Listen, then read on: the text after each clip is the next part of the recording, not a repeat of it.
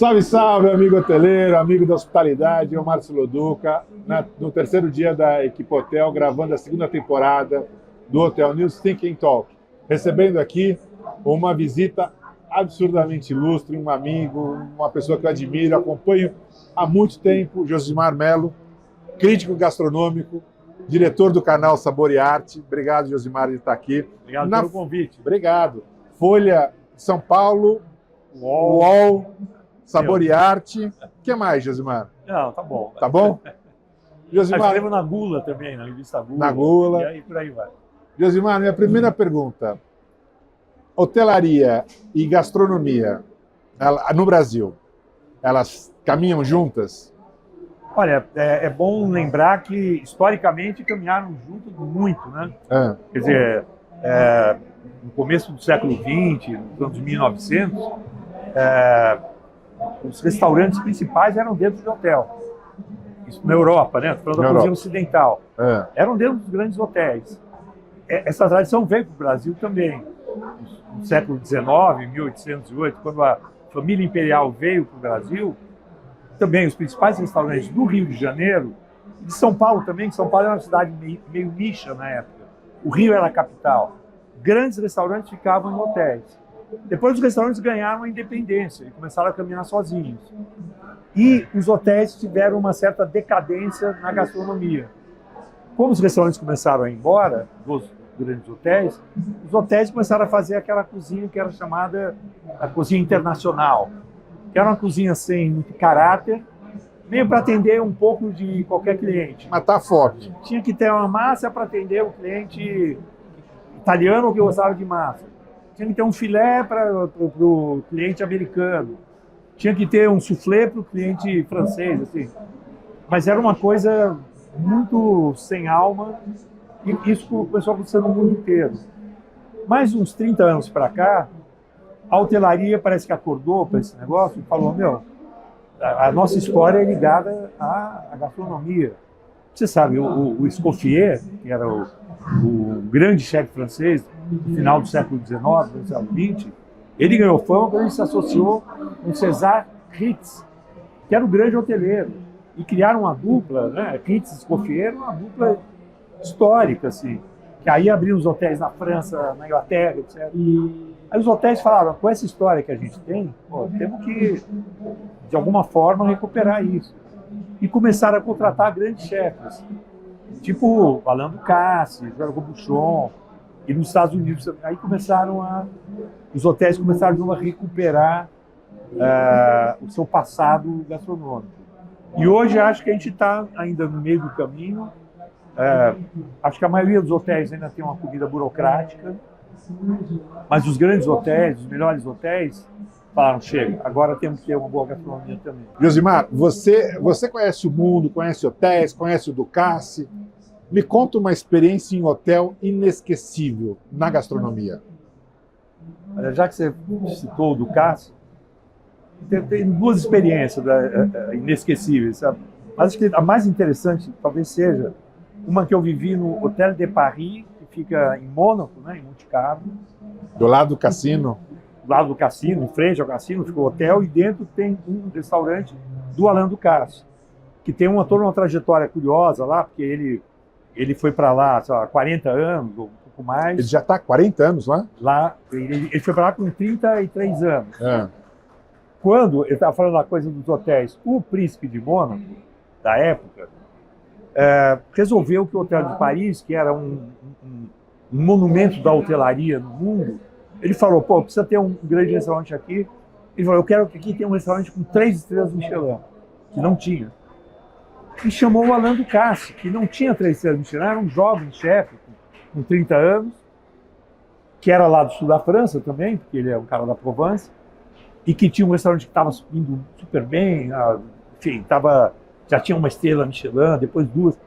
Aí ele contratou o Alain Ducasse e falou, você vai fazer aqui, quer dizer, eu te proponho que você venha para cá, e eu te dou 5 anos para você ter 3 estrelas Michelin aqui no Hotel de Paris. Aí o Ducasse falou, ok, mas em 2 anos você vai ter 3 estrelas. O Ducasse bancou? O Ducasse falou para ele, não tinha 5 anos, 2 anos. e conseguiu. Em 2 anos, o Hotel de Paris passou a ter 3 estrelas Michelin. Você conhece o Ducasse, né? Conheço, muitos anos. Bom, e aí ocorre que, já com os 3 estrelas Michelin, não sei o quê, aí o Alain Ducasse saiu de lá, não, aí ele se expandiu, ele abriu um restaurante em Paris também, conseguiu 3 estrelas Michelin em Paris, o que também foi um case, assim, porque o Guia Michelin, até então, ele colocava assim, meio que, não estava escrito em nenhum lugar, mas sabia-se que uma das condições para um restaurante ter 3 estrelas Michelin era que o chefe de cozinha estivesse lá integralmente, estivesse lá o tempo todo. E o Ducasse resolveu fazer, não, eu vou para Paris, que aí tem uma outra história, que o Joël Robuchon, que era o cara mais estrelado do mundo, fechou o restaurante dele lá em Paris, quando ele fez 50 anos, falou, eu quero uma vida mais saudável, não vou mais ser chefe. Mentira, que dali a 5 anos ele começou a abrir os restaurantes. Mas ele fez isso porque um outro grande chefe, o Alain Chapelle, morreu com 50 anos, do coração. Aí enfim, o Robuchon falou, não, eu não vou morrer com 50 anos, 50 anos parou. O Ducasse falou o quê? Não, esse restaurante dele vai simplesmente acabar. Aí ele foi para Paris e falou, não, eu vou assumir esse restaurante. Vai chamar Alain Ducasse, não vai chamar mais Robuchon. E foi para Paris. E aí ficou aquela coisa assim, pô, mas ele vai ter 3 estrelas em Paris? Mas como se ele já tem 3 estrelas em Mônaco? Aí o primeiro ano dele em Paris, o Guia Michelin deu 3 estrelas para ele, mas tirou 1 estrela de Mônaco. Rebaixou o de Mônaco, porque a cabeça deles, não, o chefe tem que estar lá. E aí o Ducasse falou, meu, vocês estão loucos, porque o de Mônaco só abre fim de semana, o de Paris só abre durante a semana. Mas ele já não ficava nos 2 o tempo todo, não dava. Aí o ano seguinte, o Guia Michelin aumentou de novo as estrelas de Mônaco, voltou a ter 3 estrelas, e o de Paris manteve. Então, pela primeira vez, um chefe tinha 3 estrelas em 2 restaurantes diferentes. Bom, aí, já nessa situação, depois ele abriu em Londres, tem 3 estrelas Michelin também. Então ele tem 3 estrelas em 3 restaurantes. Onde é o restaurante dele? Em Londres? No Hotel Dorchester. Ah, no Dorchester? Bom, veja, os 3 estão em hotéis. Né? Você vê? E a refeição inesquecível foi a primeira vez que eu fui ao restaurante dele no Hotel de Paris, que é de Paris, mas fica em Mônaco, né? Eu tive uma refeição maravilhosa. Agora, o prato mais incrível dele, que eu comi lá, era o seguinte, era uma trilha, um peixe, né? Chama rouget, na França. Era um peixe, eles falam poêlé, quer dizer, passado na frigideira, tal, acompanhado, assim, que eles chamam de pomme de terre écrasée, que não é um purê de batata. Écrasée, quer dizer, só amassada no garfo, não é aquele purê cremoso e tal. E azeite provençal. Era só isso. Mas era tão delicioso. E eu olhava e falava, caramba, você vê isso aqui? Parece que não é nada, sabe? Cadê um prato rebuscado? Cadê, sabe, 1000 técnicas? Cadê não sei o quê? Mas aquilo é a cozinha provençal, que é a cozinha principalmente de ingrediente. Não é a cozinha de Paris, por exemplo, que é muito mais elaborada e técnica. E ali o que era só um peixinho na frigideira com batata amassada. Só que era uma batata inesquecível. O azeite que ele pôs em cima. Os incrível. Ingredientes sempre são quer dizer, a trilha, que é aquele peixinho vermelho, já pulou no beira. Ali está na beira do Mediterrâneo, já pulou do Mediterrâneo. Parece que ele pulou direto na frigideira. Então, o peixe escolhido a dedo, o azeite escolhido a dedo. Eu lembro que tinha umas ervinhas de Provence, né? Que é a região, umas ervinhas, assim, umas salsinhas, umas coisas em cima da batata. Era tudo tão fragrante, tudo tão perfumado, tudo tão delicado, tudo tão no ponto, tudo perfeito. A técnica estava em não fazer o peixe passar do ponto, nem ser antes. Era fazer a batata ser cozida no ponto certo. Aquilo foi uma lição, foi uma aula de gastronomia. Porque a escola francesa é muito técnica.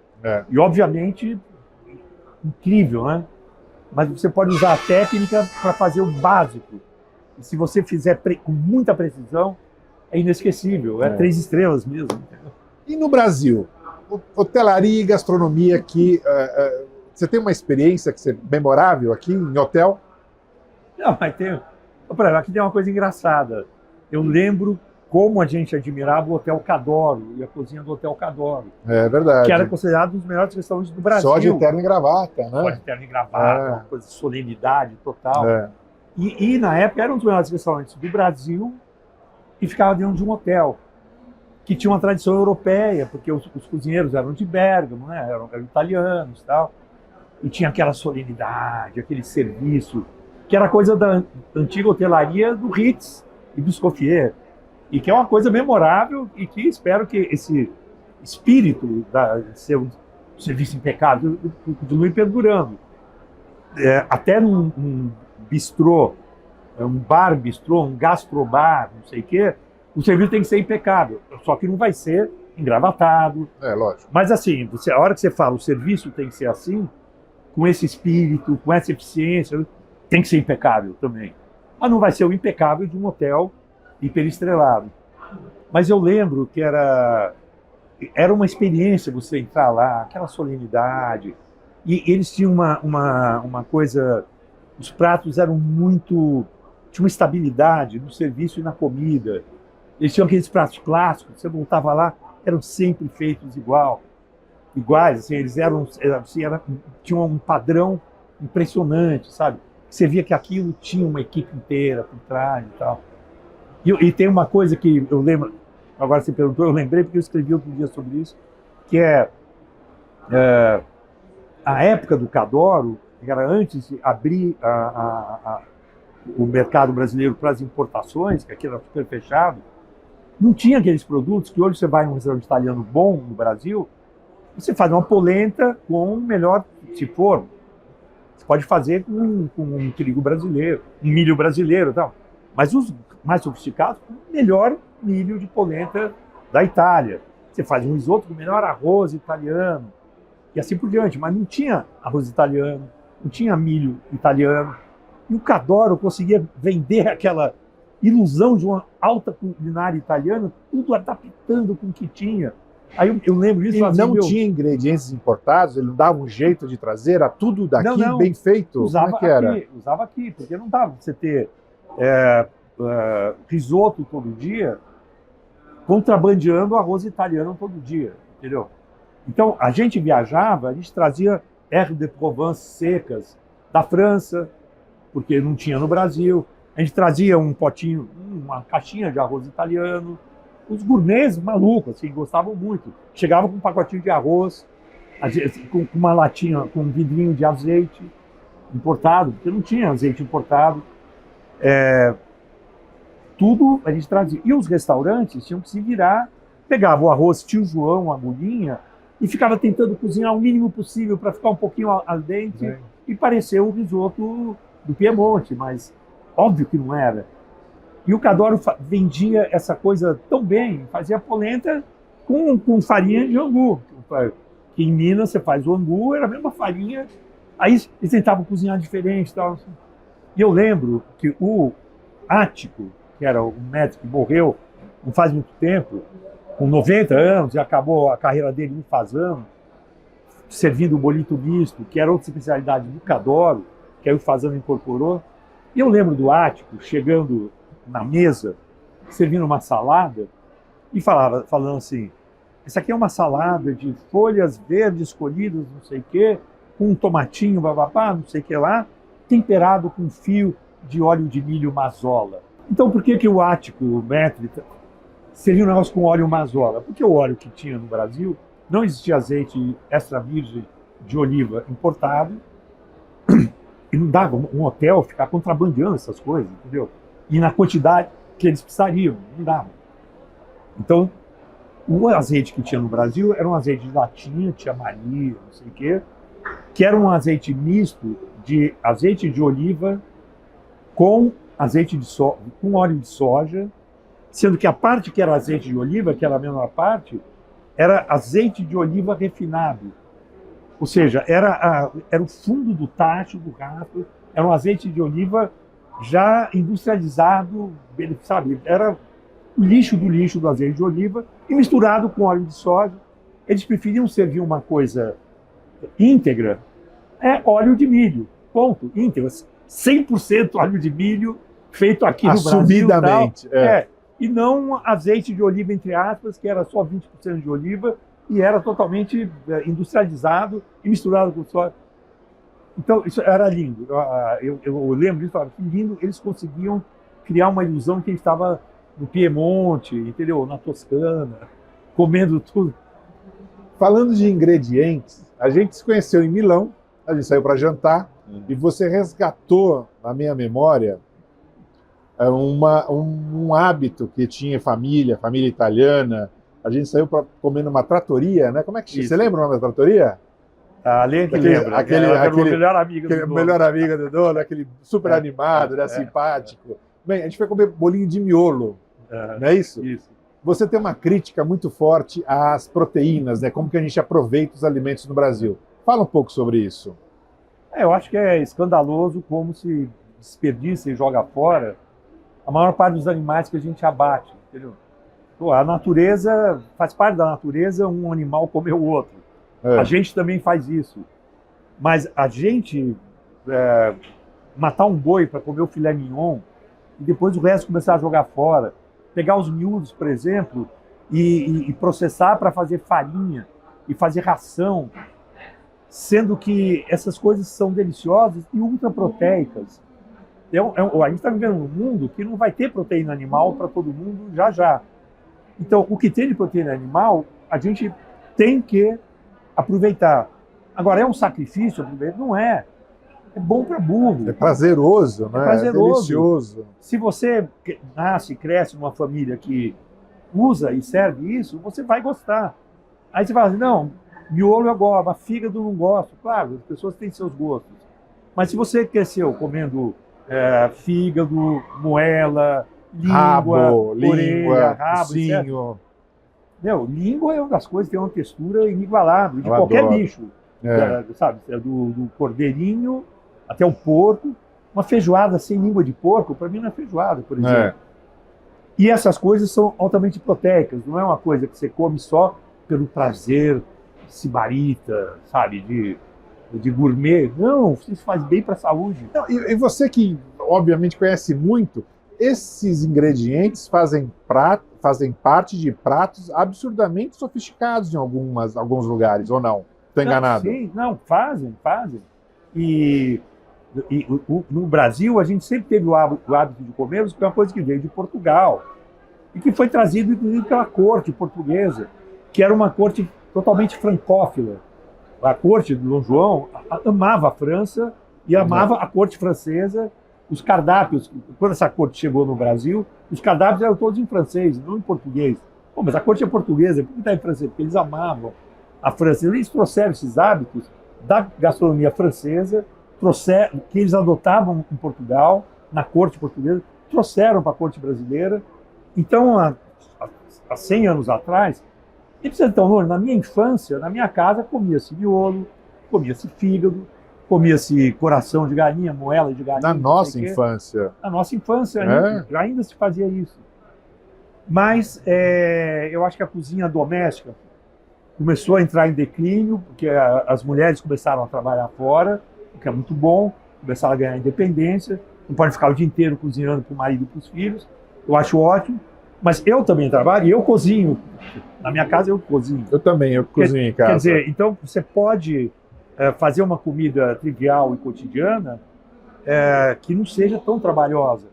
E usando moela, usando fígado. E que trabalho dá fazer uma moela gostosa? Não dá trabalho nenhum. Né? Põe numa panela de pressão. Tempera bem, tá gostoso. Mas só que aí as pessoas foram perdendo esse hábito. É uma pena. É uma pena. Canal Saborearte, o que está acontecendo? O que a gente está esperando dele? Olha, o canal está crescendo, acabou de completar 4 anos, 24 horas de gastronomia na televisão, em todas as operadoras de cabo. E mais incrível, agora a gente está no menu inicial de todas as TVs conectadas da marca Samsung, LG e TCL, que são 25 milhões de aparelhos em lares pelo Brasil. Então a gente está crescendo muito a nossa audiência e a gente não para de A gente estreou com 12 programas, 4 anos atrás. Hoje são 45 programas no ar. No mês que vem, em outubro, estreiam mais 2. Então, a gente está... Eu estou muito contente, porque a gente está expandindo a grade de programação. E um deles você é o âncora. Um deles eu sou o âncora, que vai ser um talk show de gastronomia. Que vergonha. Por favor, não me julgue. Você sabe que aqui já falaram, olha o Jô Soares, olha o William Bonner. Eu fiquei feliz que o nível... Ótimo. Tá bom, né? Mas tudo bem. Esteticamente já tá. Tá bom. Mas fala. No caso do Jô Soares, intelectualmente, você tá esteticamente, o William Bonner, não é qualquer um. Eu não sei o grau de visão da pessoa, mas tudo bem. Mas fala. Então, um dos programas do talk show sou eu que vou ancorar. O outro programa é com a Larissa Januário, que é uma grande audiência do canal. Ela faz um programa de culinária descomplicada para dona de casa, chama Jantar o Quê? É um programa diário. Mas aí ela vai estrear um novo programa que ela vai na casa das pessoas. Ela é muito popular, as pessoas adoram o programa dela. Então a gente está abrindo um negócio seguinte. Você quer que a Larissa venha cozinhar na sua casa? Todo mundo quer. Que legal! Então vai ter uma coisa que a gente vai selecionar, as pessoas vão falar, vem cozinhar em casa, porque meu marido é vegetariano, por exemplo, e eu não sei o que fazer, adoro carne, o que eu faço? Aí ela vai lá e vai dar um help. E na grade tem um programa que tem a ver com hotéis, né? Bares de hotéis, como é que é a história? Não, tem um programa que chama Restaurante de Hotéis Restaurante Incríveis. de Hotéis Incríveis, exatamente. E sabe que está com uma super audiência. Inclusive, a gente está cedendo para uma emissora irmã nossa, porque Saboreado pertence ao Grupo Bandeirantes. Esse programa está passando também no canal, na Band News. Olha que bom. E Band News é notícia 24 horas e às vezes é difícil. Mesmo quem gosta de notícia, é muita coisa. Se fossem boas notícias, às vezes Então, eles vão ter um descanso, assim, sabe? Tem um break.